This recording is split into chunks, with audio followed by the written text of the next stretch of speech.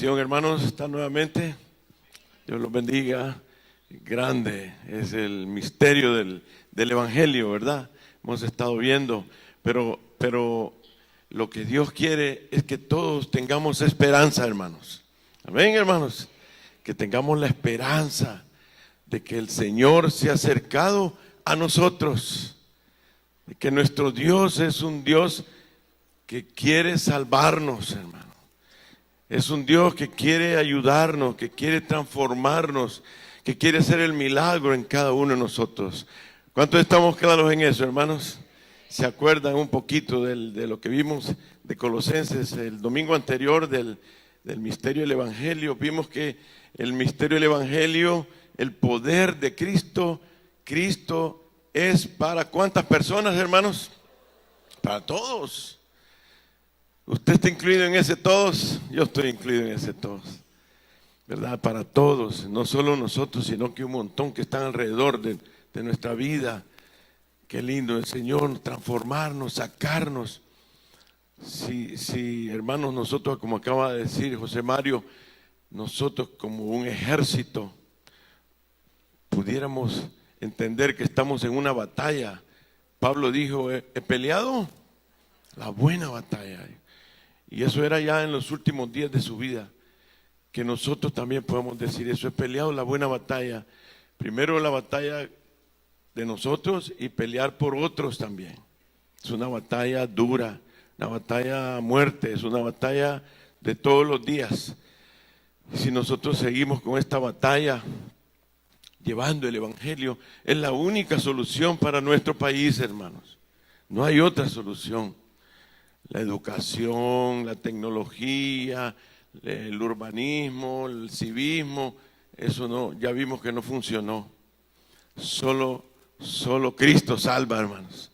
Tenemos claro eso, hermano. Esa es primera parte del Evangelio. Que venga y se entrone, se haga carne, como dice, se encarnó, el verbo se encarnó, se hizo carne. Pero lo segundo que vimos, hermanos, es que ¿qué es lo que hace el Evangelio en todo hombre? Que todos tengamos la imagen de Cristo. Ese es lo segundo que vimos, la imagen de Cristo. Pero eso, ¿cómo lo hacemos nosotros, hermanos? ¿Lo puede hacer usted? No. Ese es el Evangelio. El Señor es el único que lo puede hacer en nosotros. Solo Él tiene ese. Así que si usted esta mañana hizo un pecado, no levante la mano si pecó. Antes de venir al culto, si pecó. Bueno, le quiero decir que no se desanime, no se desilusione. Cristo puede cambiar eso, hermano. Amén. Cristo lo puede hacer. Así es que es la imagen del Dios invisible. Pero lo tercero que vimos, ¿se recuerdan?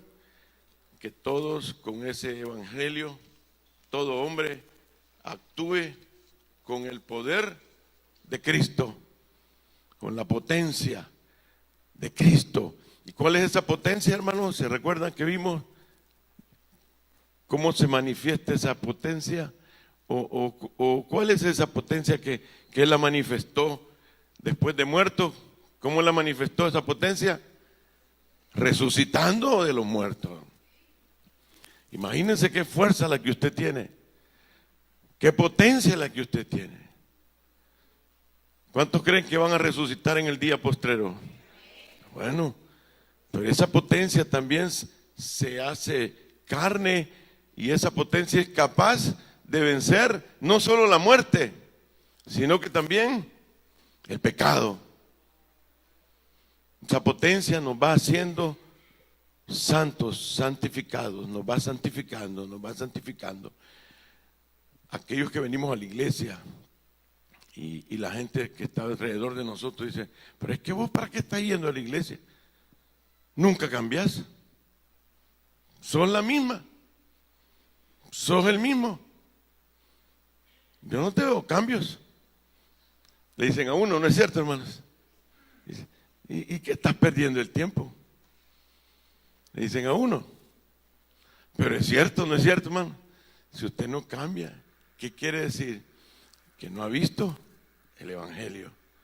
Y por eso estamos aquí, hermanos, que ese poder del Evangelio puede transformarnos, puede cambiar, puede hacer que nos llenemos del amor de Cristo, es que tengamos el poder de amar aún a nuestros enemigos, de amarlos hasta dar la vida por ellos. Ese es el poder del Evangelio. Y eso es lo que vamos a ir experimentando aquellos que estamos en Cristo, porque con los que estamos en Cristo, nueva criatura soy día. Las cosas viejas van pasando, la carnalidad, todo eso va a irse exterminando, y de aquí todas son hechas nuevas. Amén, hermanos. Quería comenzar esta mañana preguntándoles qué fue lo que pasó en el huerto del Edén, en el paraíso, hablando del Evangelio. Acordémonos qué fue lo que pasó en esos momentos, en esos días. O mejor dicho, ¿qué fue lo que perdimos? ¿Qué perdimos ahí nosotros? Porque allá estábamos nosotros, allá estaba nuestro padre, Adán. Nosotros somos su descendencia, somos igual que él. Entonces allá perdimos nosotros. ¿Qué fue lo que perdimos? En Génesis 3, la comunión, dijo alguien. ¿Quién más? La imagen. ¿Algo más perdimos?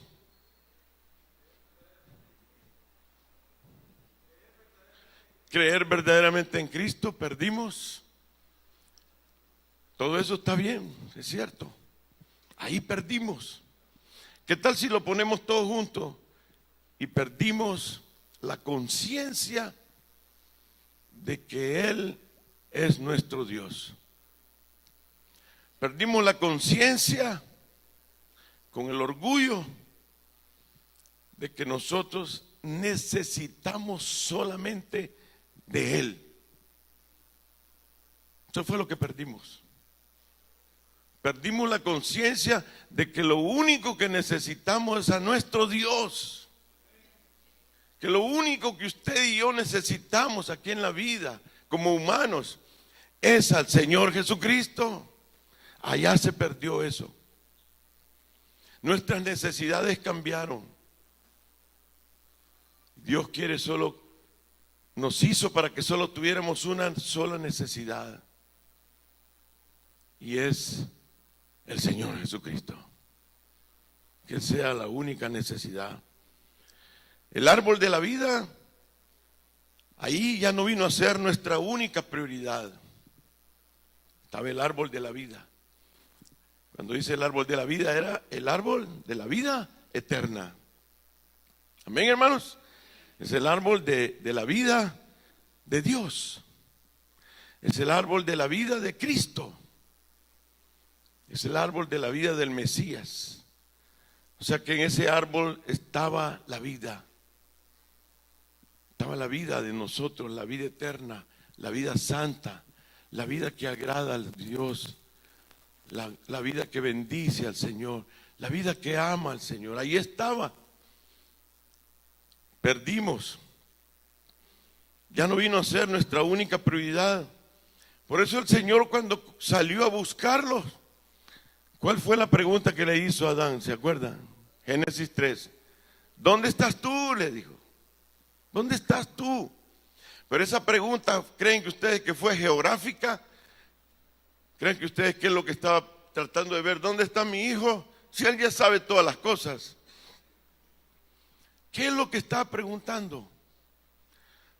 Le estaba diciendo, ¿dónde te has ido a meter que ya no me necesitas?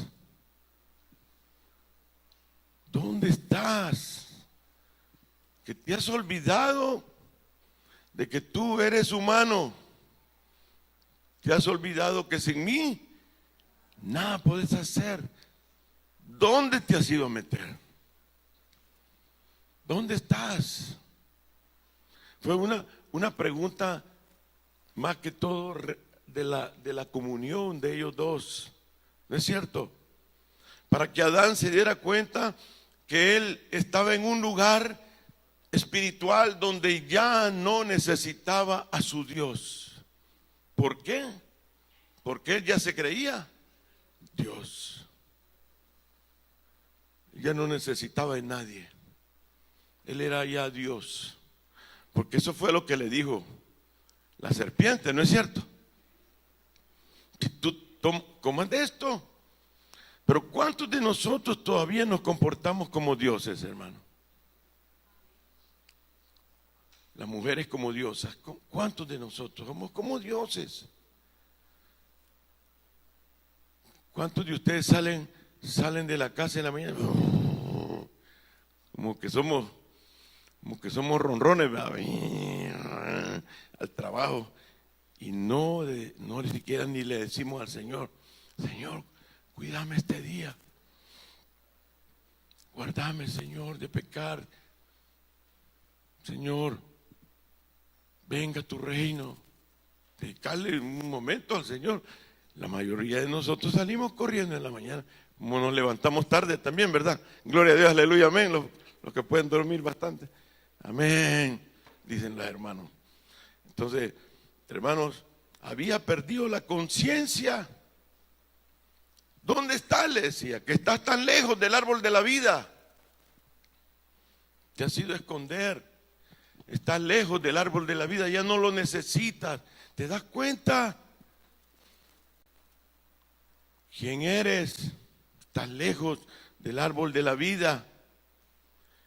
Ya no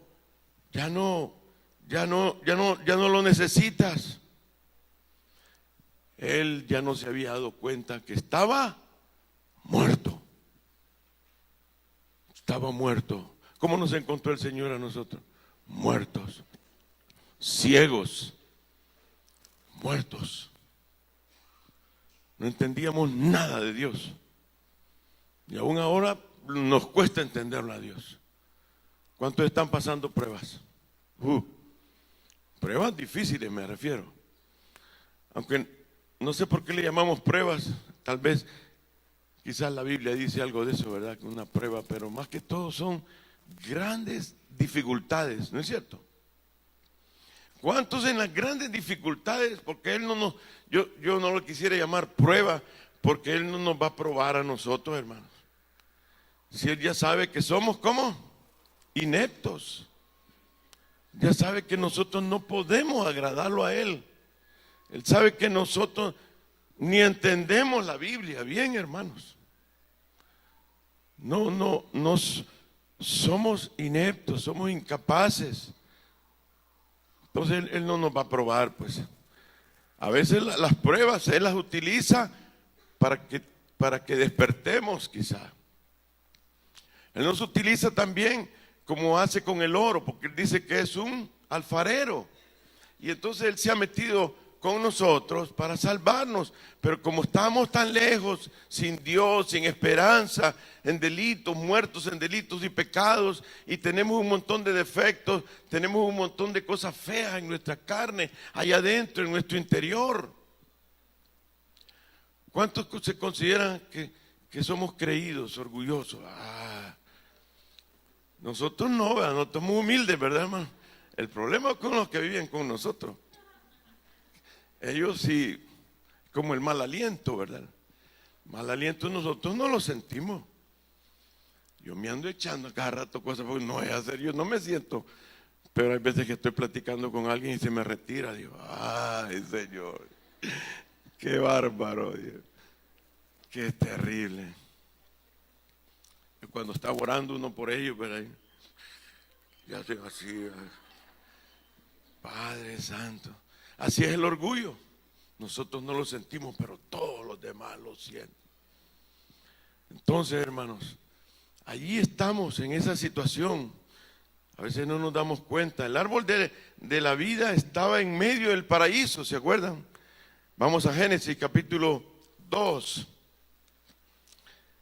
El árbol estaba en el paraíso terrenal.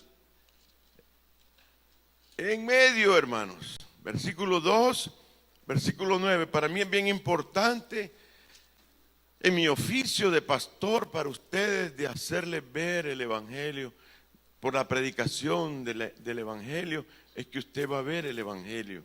Esa es mi vida, pues, para ustedes. Por eso vamos a ver la palabra, Génesis 2:9. Es bien importante para mí. Acuérdense que en el versículo 7 dice: entonces Jehová Dios formó al hombre del polvo de la tierra. Así que usted dígale al que está a la par: deja de estarte creyendo, sos puro polvo. Y a veces pareces lodo. Se formó el hombre del polvo de la tierra. Y entonces dice que él sopló en su nariz aliento de vida. Y fue el hombre un ser viviente. Versículo 9 dice: y Jehová Dios hizo nacer de la tierra todo árbol delicioso a la vista y bueno para comer. También el árbol de vida en medio del huerto. Y el árbol de la ciencia del bien y del mal. Ahí estaba, mire, ahí estaba en medio. Totalmente en medio. ¿Para qué lo puso en medio, hermano? ¿Para qué cree usted que puso el Señor en medio? Él lo había puesto a un lado, ¿verdad? O en una torre allá arriba. No, en medio. ¿Para qué lo puso? ¿Qué cree usted? Exactamente. Para que donde quiera que él fuera, digamos que este es el árbol. Ahí está el árbol. Ahí está el árbol. Ah, aquí está el árbol. El árbol de vida, en mi vida. Nosotros a veces vivimos hasta como las 3 horas nos acordamos de Cristo. ¿Cuánto le pasa eso, hermano? Usted está trabajando ahí. Cristo. Se nos olvida. Nos olvida que Él es el árbol de vida. De Él dependemos, hermanos. Él es nuestra única necesidad. Por eso es que lo puso en medio. Para que tuvieran conciencia de que Él era Dios. Y que ellos eran humanos. Dependían de la vida de Él. Por eso lo puso en medio. Que siempre recordaran que de Él viene la vida, hermanos. Que de Él viene la vida. Y les recordó el Señor, ¿verdad? Que si comían del otro árbol, iban a morir. Iban a morir. Todos los demás árboles podían comer, especialmente el árbol de la vida. Pero del otro iban a morir. Ellos sabían que mientras reconocieran que ellos no eran dioses, todo lo que ellos pidieran se les iba a dar.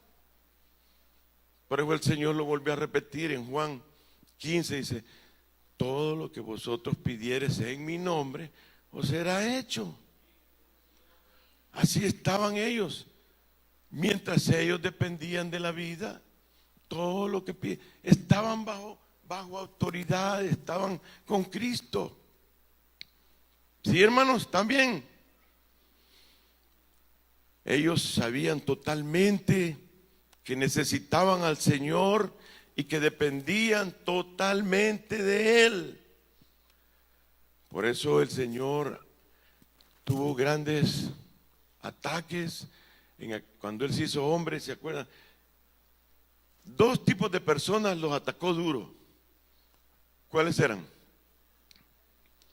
Los fariseos. ¿Por qué los fariseos? Eran los religiosos. Sabían la Biblia y se creían dioses. No dependían del Señor. Ellos se creían los que sabían todo. Criticaban a los pecadores, no se metían con la chusma. Ellos así eran. Por eso Él los atacó duramente. Porque a muchos el religioso con hacer obras cree que ya la hizo. ¿Y el otro grupo? ¿Quiénes? En lo mismo, los publicanos eran somos nosotros los pecadores. Los ricos, Los ricos. Eran los religiosos y los ricos. ¿Por qué los ricos? ¿Por qué los ricos los atacó tan duro? Y les ponía unas cosas terribles, como vende todo lo que tenés a ver si es cierto. Porque ellos tenían su confianza en las riquezas. Su Dios eran las riquezas.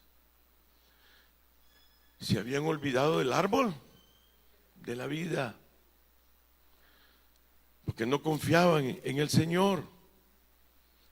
Entonces ellos no reconocían, ¿verdad?, que necesitaban totalmente al Señor.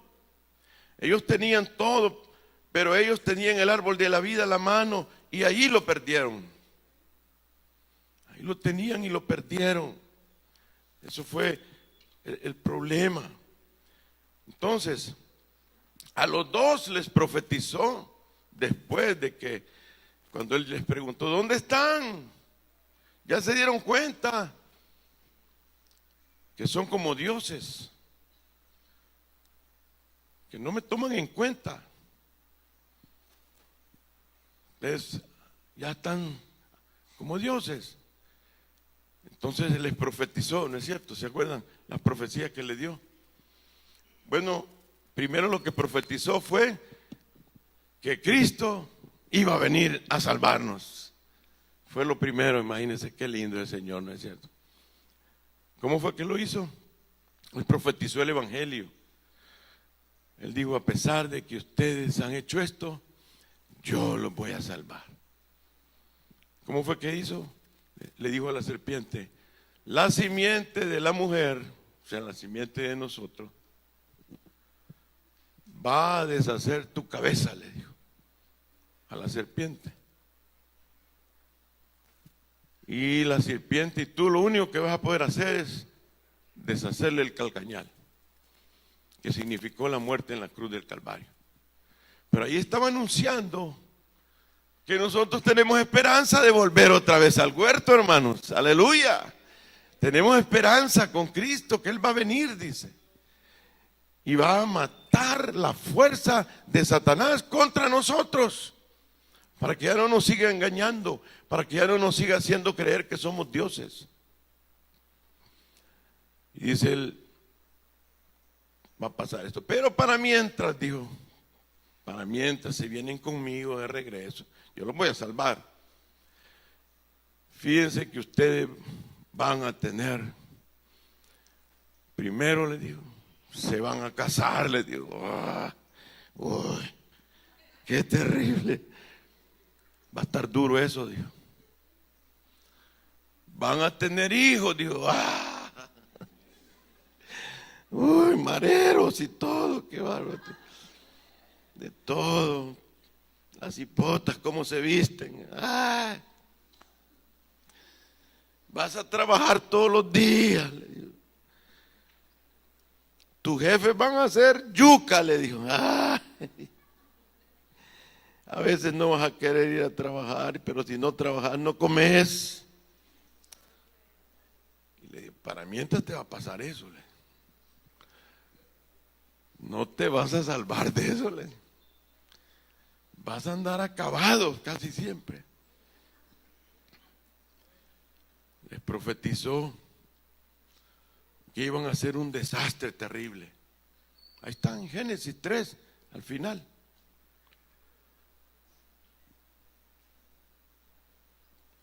Pero por eso, hermano, Él es nuestra única necesidad, ¿no es cierto?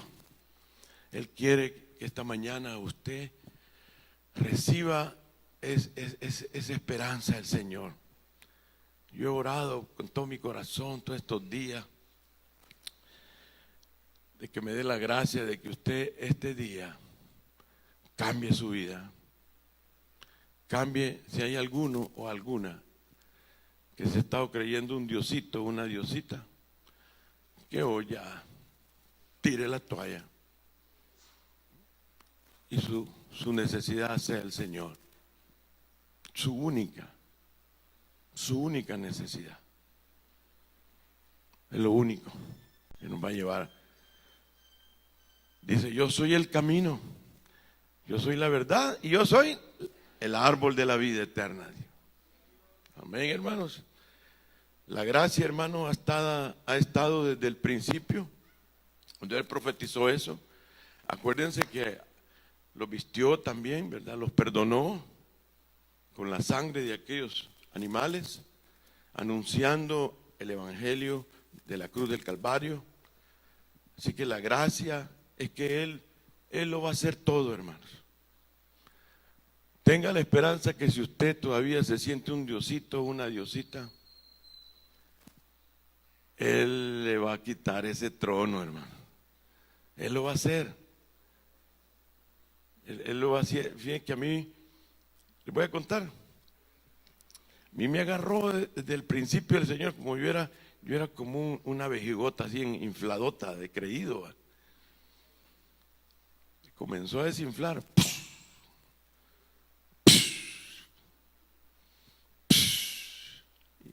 Seguidilla le agarró al Señor. Y lo peor que no se le ha quitado, fíjese, la gana al Señor. Porque por ratito yo me inflo. Entonces, hermanos, así nos va a ir agarrando a uno por uno. Porque Él es un Dios personal y cercano. Las pruebas que usted está teniendo son desinflones. Esas pruebitas es para que usted se dé cuenta que usted no puede manejar esas cosas. Usted no tiene control de eso. ¿Cuántos no tienen control del dinero que reciben? No, ni hablemos de eso. Pasemos a lo siguiente, hermano. Pero Él ha prometido ser nuestro Salvador, hermano. Emmanuel dijo que iba a venir Dios con nosotros para destronarnos de nuestro endioseamiento y que lo reconozcamos a Él como nuestra única. Cuando usted comience a sentir que Él es y usted ya no es, lo primero que va a hacer va a comenzar a restituir todos los daños que usted ha hecho. Fíjense que en medio de las iglesias, yo no sé aquí, no conozco muchos. Ya metí la pata, dije muchos. Yo iba a decir que no conozco a nadie, pero no, hay algunos que fíjense que tienen hijos de mujeres anteriores que ni los miran, fíjense. Y es terrible, ¿no creen ustedes, hermanos? Ese es como un Dios, pues. Tienen hijos y no les ayudan.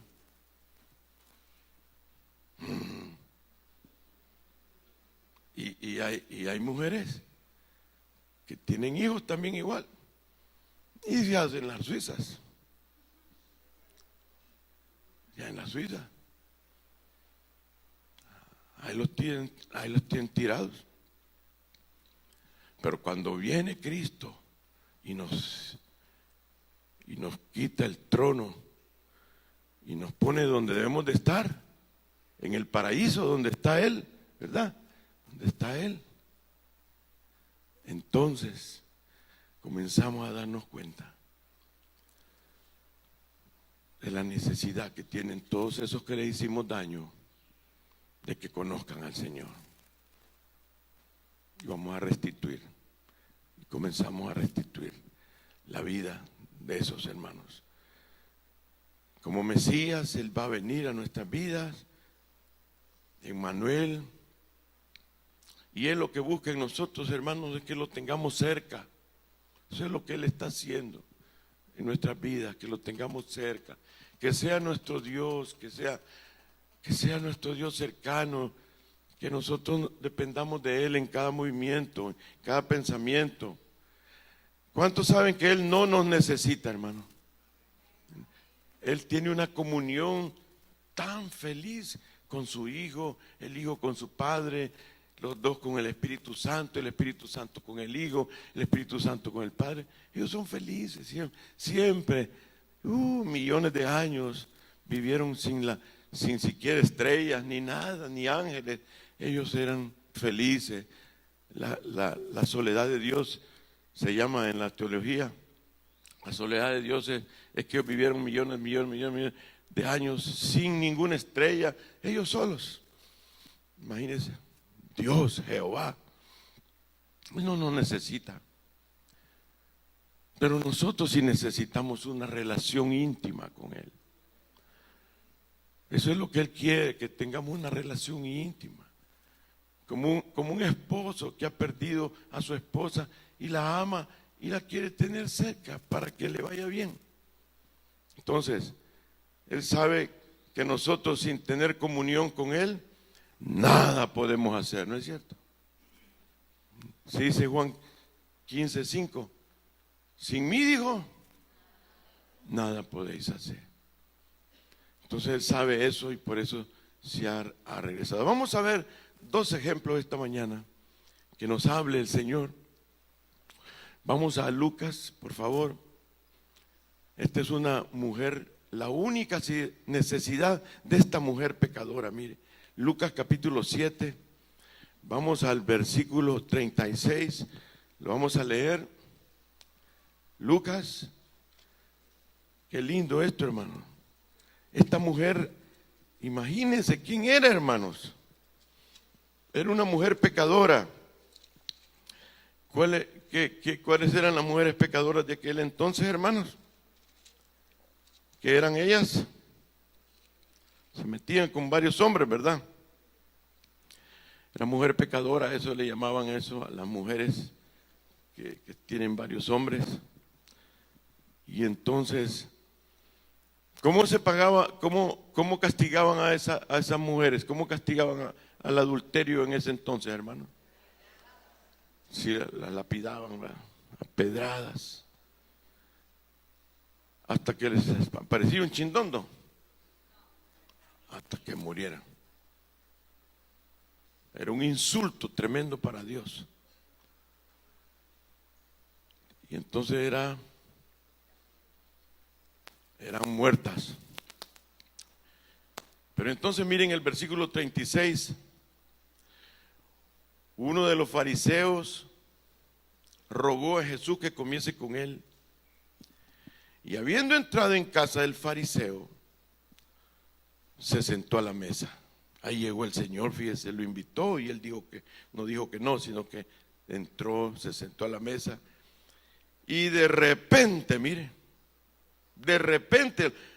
porque yo me imagino que la casa del fariseo era una casa decente, pues. Era una casa de la familia de un fariseo. Estos eran los verdaderos religiosos, que esos ni tenían ni una mancha, se lavaban las manos, todo eso, se limpiaban las uñas, ¿verdad? Gloria a Dios, aleluya, amén. Uno de esos fariseos que se atrevió a invitar al Señor, pero de repente alguien que ni la había invitado. ¿Cómo iba a invitar un fariseo a esta mujer? Y esa mujer se metió a la casa, dice. Entonces, como diciendo, de repente, abruptamente, una mujer de la ciudad que venía siguiendo probablemente al Señor, era pecadora. Al saber que Jesús estaba a la mesa en casa del fariseo, trajo un frasco de alabastro con perfume y estando detrás de él a sus pies, o sea que no estaba adelante, él estaba sentado, estaba atrás, a sus pies, llorando, comenzó a regar con lágrimas sus pies y los enjugaba con sus cabellos y besaba sus pies y los ungía con el perfume. Cuando vio esto, el fariseo que le había convidado dijo para sí: si fuera profeta, conociera a quién y qué clase de mujer es la que le toca. Es pecadora, dijo. Entonces respondiendo Jesús le dijo: Simón, una cosa tengo que decirte. Y él le dijo: di, maestro. Y mire, se fue a una parábola de un caso muy común en ese tiempo también. Un acreedor tenía 2 deudores. El uno le debía 500 denarios y el otro 50. Hagamos una pausa ahí. ¿Cuál era el castigo de los que no pagaban las deudas en aquel entonces? Hasta hace unos años aquí era igual. A la cárcel. El que no pagaba una deuda iba a la cárcel.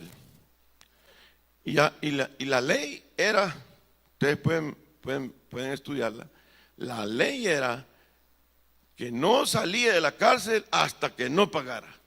Aguantan, hermanos. ¿Cuántos estaríamos presos aquí, hermanos? Se acaba la iglesia Oasis, hermano. Y eso que se han ido un montón, ¿verdad?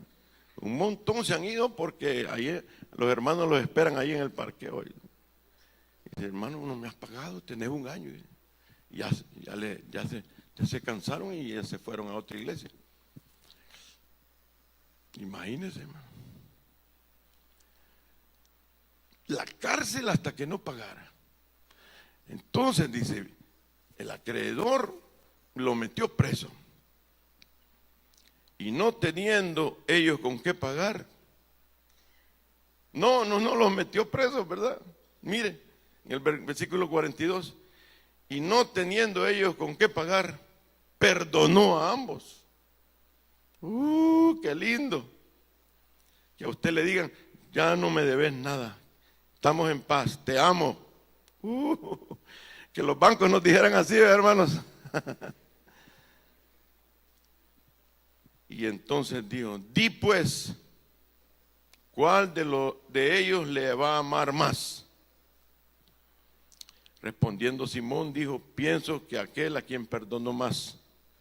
Y él le dijo, rectamente ha juzgado.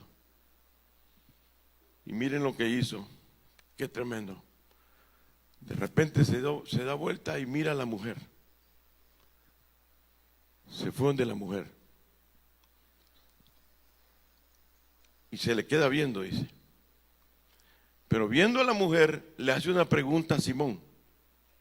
Fíjese bien lo que está pasando. Y le dice, ¿ves esta mujer? Entré a tu casa y no me diste agua para mis pies. Mas esta ha regado mis pies con lágrimas y los ha enjugado con sus cabellos. No me diste beso, mas esta, desde que entré, no ha cesado de besar mis pies. No ungiste mi cabeza con aceite, mas esta ha ungido con perfume mis pies.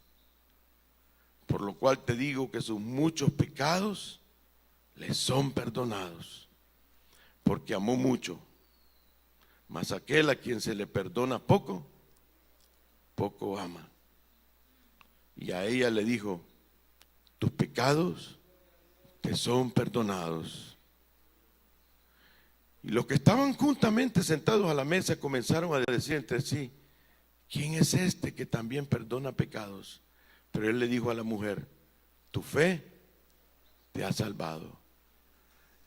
El primer punto, yo le llamaría esto, la única necesidad de la mujer pecadora. La única necesidad de la mujer pecadora. Hermanos, imagínense lo que ella se estaba exponiendo. Ella se estaba exponiendo a que esa mujer que había tenido un montón de hombres, todos sabían quién era. Y probablemente la andaban viendo cómo la agarraban. Y se expuso a entrar al lugar donde estaba el fariseo. ¿Quiénes eran los que daban la orden para que las apedrearan? Los fariseos. Pero ella se fue a meter donde los fariseos y lo único que ella quería era tener una comunión con su Dios. Ella cambió todo, por decir así, hizo negocio con todo. Ella perdió todo ahí, porque si ellos la agarran ahí mismo, la hubieran agarrado, ella quizás estaba escondida. La agarran y la llevan afuera y la iban a matar. Ella estaba exponiendo sus últimos minutos de su vida. Pero lo único que ella quería en esos últimos minutos de su vida era restaurar su relación con el árbol de la vida. Y perdió todo en ese momento. No le importó lo que le iba a pasar. Ella lo que quería era tener el perdón del Señor para tener comunión con su Dios. Porque sin perdón no hay comunión, ¿no es cierto? Si no hay arrepentimiento, no hay manera de ir a pedir perdón. No hay manera de perdonar tampoco si no hay arrepentimiento. Muchos de nosotros no perdonamos por eso. No nos hemos dado cuenta que todavía somos dioses. Pero Dios nos va a desinflar a todos, hermanos. ¿Cuántos dicen aleluya? Que me desinfle pronto. Hermanos, vemos la gracia del Evangelio aquí, hermanos. Ella arriesga todo con tal de tener a Cristo con ella. Era su única necesidad. Ya había perdido todo. Al entrar ahí había perdido todo. Ella no traía nada. ¿Qué era lo único que traía, hermanos? Es una enseñanza para usted y para mí. Fíjense que hemos andado con estos hermanos que vinieron de Virginia, los que estuvieron el miércoles, los conocieron. Fíjense que fuimos a los ranchitos de allá, de la Magdalena, anduvimos de ranchito a ranchito, a la mamá de los niños que están yendo a la escuela, que no son creyentes, esas familias no son creyentes. Encontramos a dos papás que las esposas se han ido con otros hombres y los dos papás con los dos niñitas ahí. Tengo fotos de eso, yo lo vi, tengo fotos. Vimos mamás solitas también. Y entonces le decíamos, ¿y usted por qué? Le decía el gringuito, ¿y por qué no va a la iglesia usted? Solo la niña manda. ¿Por qué no va a la iglesia? Ah, no, dijo, porque es que yo no voy a poder cumplir. Así decían todos, fíjense. Yo no voy a poder cumplir. ¿Qué está diciendo con eso? Si yo no llevo algo bueno a Cristo, Cristo no me va a dar nada a mí. Porque esa es la enseñanza de la maldición de este país.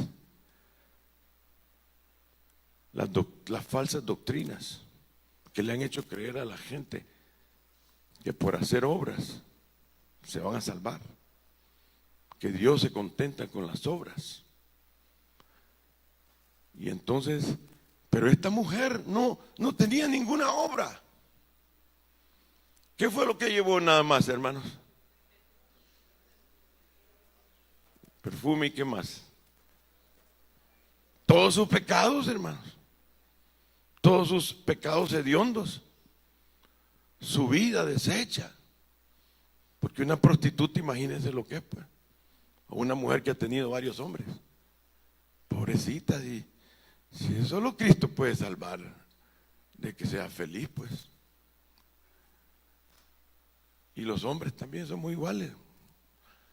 Los que han tenido un montón de esposas, y híjole, pobrecitos, y solo el Señor es el único.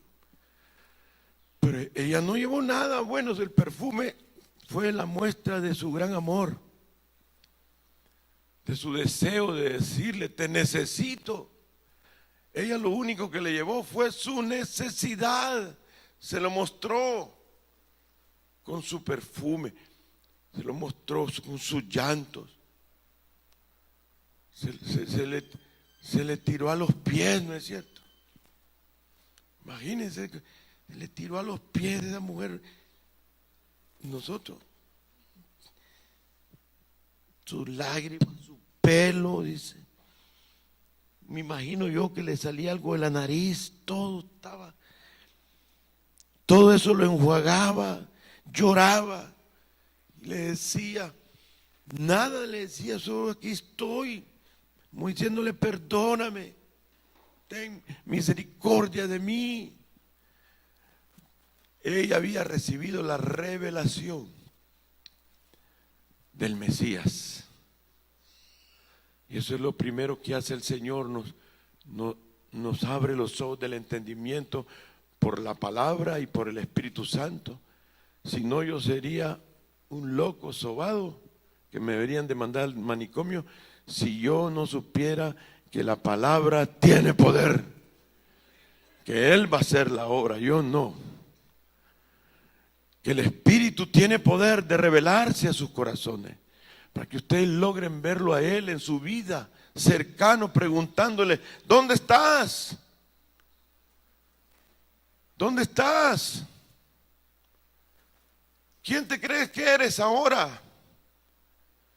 Que lo logre ver, que lo logre oír. La única necesidad de la mujer pecadora era Él, era tenerlo a Él. ¿Cuántas personas lloramos porque nos hacen esto, porque nos hacen aquello, porque no nos quieren en la casa,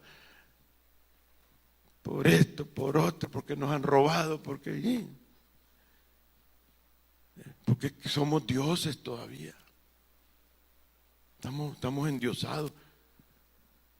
Nadie tiene ninguna obligación de hacernos cosas buenas a nosotros. ¿Cuántos saben eso, hermano? Nadie tiene obligación de atendernos, hermano. Mira, la mujer ingrata no me saludó.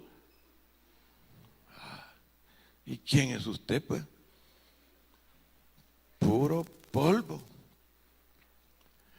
Misericordia, hermanos.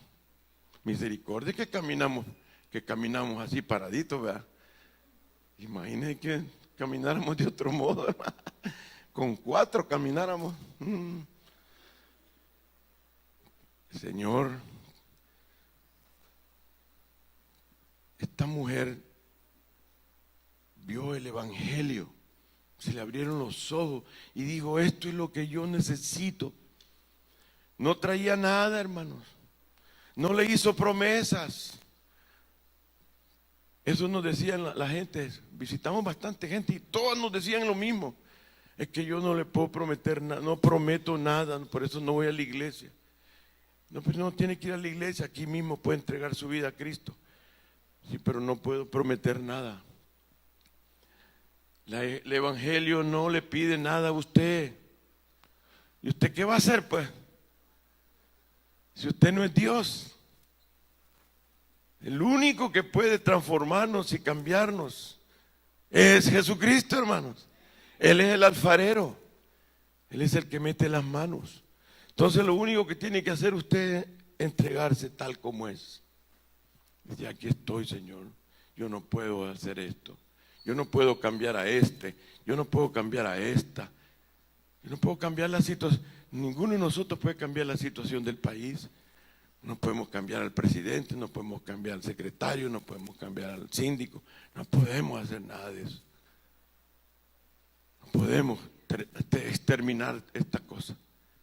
Porque no somos dioses. Nuestra única necesidad es el Señor, hermanos. Amén. Cristo, a cambio de eso, hermanos, de lo que ella le entregó, le dio su vida a ella. Y le dijo: sos salva. Porque los salvos son los que tienen la vida de Cristo en su corazón. Le dijo: sos salva, le dijo.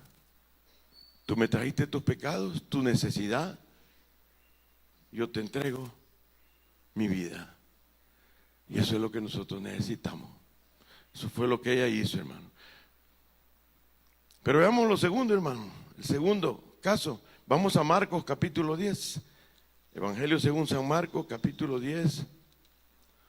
Allí vemos algo tremendo también, hermanos. Marcos capítulo 10. Y ahí, hermanos, en el versículo 46. Aquí es un ciego, hermanos, un ciego. Entonces dice en el versículo 46, vinieron a Jericó. Él andaba discipulando, andaba con sus discípulos. Él sabía que después iban a ser los apóstoles, que iban a escribir el Nuevo Testamento. Marcos 10, 46, Marcos 10, 46. Entonces vinieron a Jericó, y al salir de Jericó, él y sus discípulos y una gran multitud que siempre andaba, Bartimeo el ciego, hijo de Timeo, o sea que lo conocían, estaba sentado junto al camino mendigando. Probablemente este era uno de esas personas que pasan en la calle y duermen. Y oyendo que era Jesús Nazareno, comenzó a dar voces y a decir: Jesús, hijo de David, ten misericordia de mí. Y muchos le reprendían para que callase, pero él clamaba mucho más: Hijo de David, ten misericordia de mí. Entonces Jesús, deteniéndose, mandó llamarle, y llamaron al ciego, diciéndole: ten confianza, levántate, te llama. Y entonces, arrojando su capa, se levantó y vino a Jesús. Respondiendo Jesús le dijo: ¿qué quieres que te haga? Y el ciego le dijo: Maestro, que recobre la vista. Y Jesús le dijo: vete, tu fe te ha salvado, le dijo. Imagínense, salió con otra cosa el Señor, porque Él vio que la única necesidad de ese ciego era Él, y también lo salvó. Y enseguida recobró la vista. Y miren, como ya era salvo, ¿qué hacía, hermanos? Seguía a Jesús en el camino. Bartimeo era ciego, no lo vio con los ojos, lo vio con el corazón. Es un lindo ejemplo de que usted no necesita ver las cosas. Esto es espiritual. Le abrió los ojos del entendimiento y vio que Jesús era el Señor, hermanos. Acuérdense que en esos tiempos ellos estaban esperando, como hasta ahora lo están esperando a Emmanuel, a Dios hecho hombre. Solo que no creyeron que Él era, hasta este día. Pero Bartimeo sí lo vio, que era ciego, lo logró ver, que Él era el Mesías, que Él era Dios hecho hombre. Él era Dios con nosotros. Y la única necesidad que tuvo fue, la única fe de Bartimeo fue Jesucristo, hermanos. Lo único. Se sintió tan inútil de ir donde Él que no podía ir porque estaba ciego. No sabemos cómo era ese ciego. No sabemos si estaba todo desharapado, si estaba todo despeinado, si tenía un ojo para este lado y un ojo de este lado, si estaban los dos ojos tuertos. No sabemos. Lo único que sabemos es que Él vio a Jesús. ¿Qué es lo que nosotros queremos ver? Lo queremos ver a Él. Y Él dijo: esta es mi salvación. Y la única necesidad que Él tuvo fue y puso su fe en Él. Puso toda su fe en Él. Y cuando, imagínese Él en ese momento tirado en el suelo, y Él queriendo ir, y vienen los discípulos y dicen: no, cállate, no molestes al Señor. Y sigue gritando. ¿Alguien pudiera dar un grito aquí? ¿Cómo creen que ha de haber sido ese grito desesperado cuando lo vio Él? ¿Alguien puede dar un grito? Las mujeres son válidas también, porque hay algunas ciegas. ¿Hay alguien que quiera dar un grito? ¿Cómo creen que le gritó Él? Ahí está lo que dijo Él.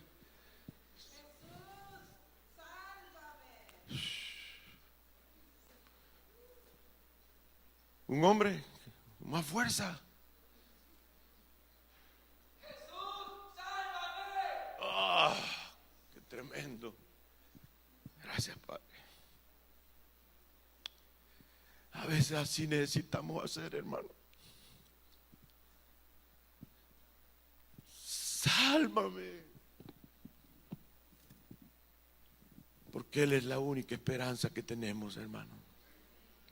No hay nadie más. Él tuvo fe en Él porque lo logró ver. Y le fue a entregar su enfermedad tal como era. Él no le prometió nada tampoco. No tenía nada que darle. Solo sus gritos desesperados, desgarradores. Le buscó con todas sus fuerzas.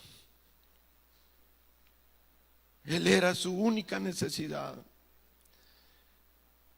Y el Señor también le dio lo que él necesitaba, ¿no es cierto? Él necesitaba su salvación. Eso es lo que necesitaba. Algunos dicen que Bartimeo, pero yo no lo veo así, hay que verlo tal como está, porque si no lo dijera, pero algunos dicen que es lo que le está diciendo: yo quiero verte a ti, como espiritualmente, ¿verdad? Pero él ya lo había visto, si no, no lo hubiera gritado, ¿no es cierto, hermanos? Él ya lo había visto. Y él le dio la salvación y lo sanó. Y era tan grande la gratitud de ese hombre que dejó todo y lo siguió. Lo siguió. Amén, hermanos. Concluyamos.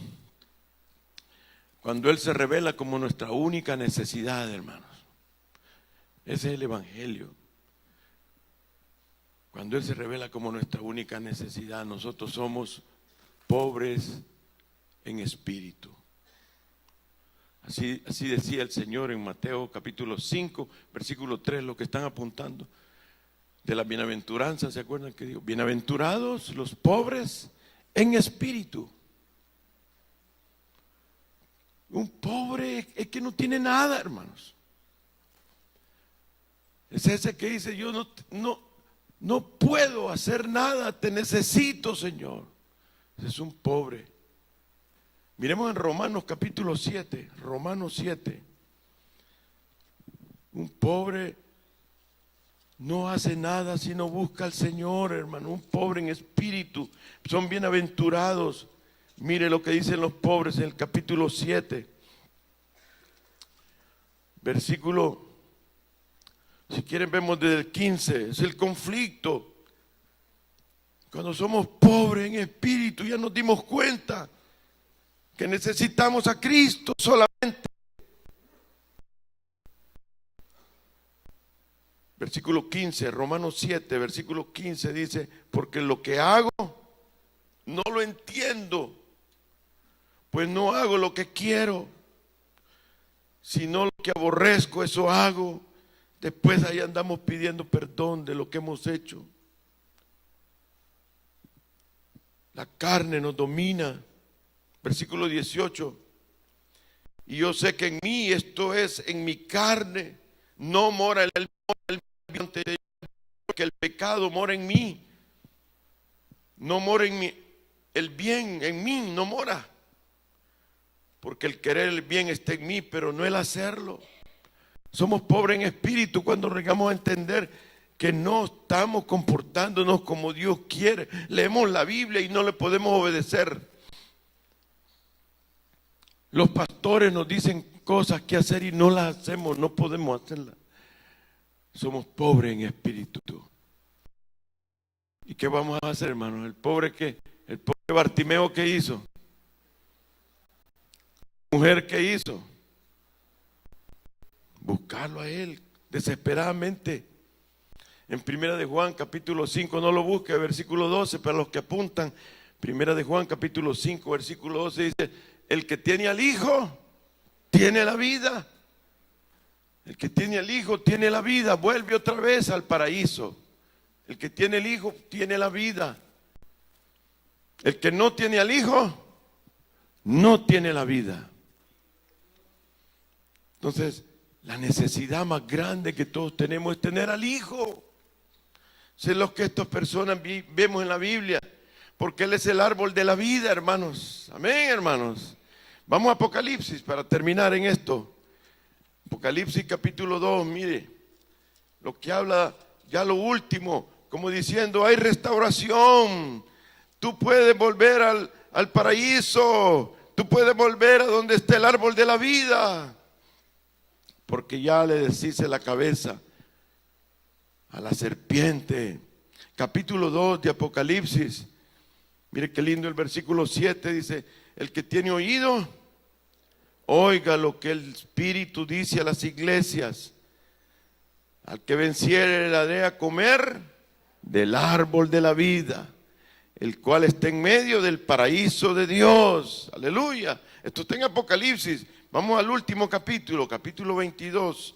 Es el último capítulo del libro de Dios, hermanos. Y mire lo que dice en el versículo 2. En medio de la calle de la ciudad, esa es la gran Jerusalén, hermanos, la nueva Jerusalén. En medio de la calle, ya vamos a estar nosotros, hermanos. Y dice, en medio de la calle de la ciudad, y a uno y a otro lado del río, estaba el árbol de la vida, que produce 12 frutos, dando cada mes su fruto, y las hojas del árbol eran para la sanidad de las naciones. Mire el versículo 14. Versículo 14. Bienaventurados los que lavan sus ropas para tener derecho al árbol de la vida y para entrar, hermanos. Hay libertad, hermanos, para entrar por las puertas en la ciudad. Qué lindo, hermanos. Él nos atrae a sí mismo. Él es el que nos anda buscando, es el que nos pregunta, ¿cómo estás? ¿Cómo está tu orgullo? ¿Cómo te estás portando? ¿Cómo estás? ¿Me necesitas? Él nos atrae a sí mismo para que le busquemos. Nos manda gente para que nos traiga a la iglesia. Él hace que le entreguemos toda nuestra vida tal como somos, con todos nuestros pecados, porque Él en la cruz ya lo recibió. Amén, hermanos. Él dice, el corazón contrito y humillado no lo desprecio. Jamás. Un corazón que venga como esa mujer, como ese ciego, Él no lo despreció. Eso produce gratitud, hermanos. El perdón que recibió Bartimeo, que recibió esa mujer, la vida de Cristo, se acercó al paraíso otra vez. Le produjo gratitud. ¿Y la gratitud qué produce, hermanos? Cuando uno lo comienzan a enamorar, ¿verdad? Le dan regalos y lo comienzan a cuentear y todo con regalitos. Entonces produce amor. La gratitud produce amor.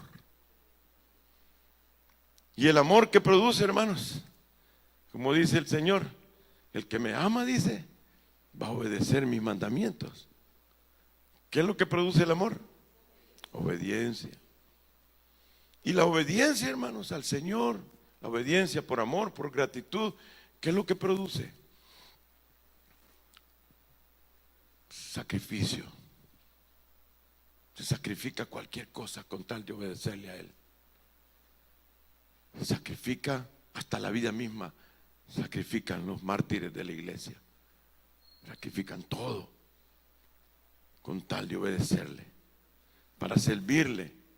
Sacrifican todo, dejan todo con tal de servirle a Él, en su gran plan también, en su plan de llevar el evangelio a toda criatura y hacer discípulos desde Jerusalén hasta lo último de la tierra. Se sacrifica todo. Pero si usted quiere comenzar por querer hacer discípulos, pero todavía es un dios o una diosa, no va a poder. No va a poder. No va a poder sacrificarse. No va a poder obedecer. Él, por su gran amor, hermanos, se acerca a nosotros, así como en el paraíso. ¿No es cierto? Él se está acercando todos los días. Se acerca. ¿Dónde estás? Mauricio, ¿dónde estás?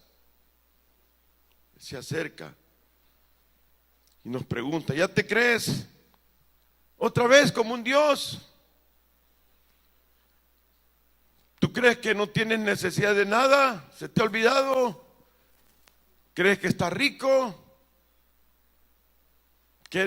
Pero hijo mío, recuérdate, nos dice a nosotros, ¿no es cierto? En Apocalipsis, capítulo 3, 17, dice, pero acuérdate que eres ciego, eres desventurado. ¿Qué más dice?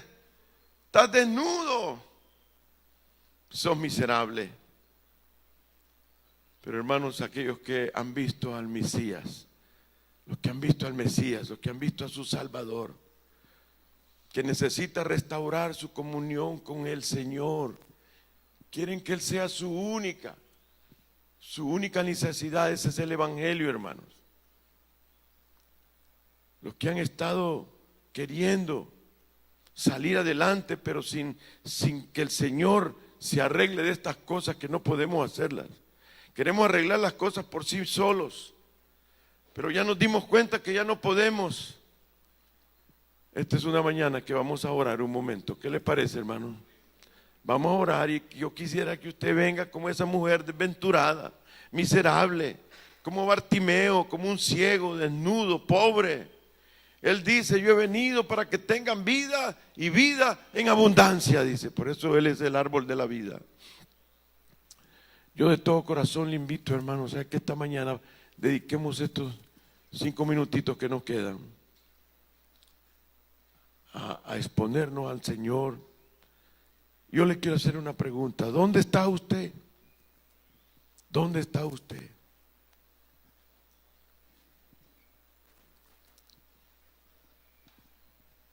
¿Quién quisiera venir aquí a orar, a postrarse al Señor y buscar y decirle: yo te necesito, vengo a descargar toda mi carga, todo? ¿Quién quiere venir a decirle al Señor: aquí está, aquí estoy, aquí está todo?